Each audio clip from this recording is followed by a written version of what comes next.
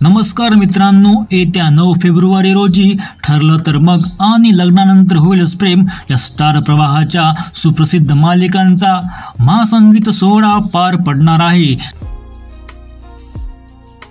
3 तासांच्या या भागामध्ये धमाल संगीत परफॉर्मन्स तुम्हाला पाहायला मिळतील। महासंगीत स्पेशल भागांचे काही प्रोमो स्टार प्रवाहाने सोशल मीडियावर शेअर केले असून त्यामध्ये दोन्ही मालिकांमधील कलाकारांच्या धमाल डान्स परफॉर्मन्सची झलक पाहायला मिळाली।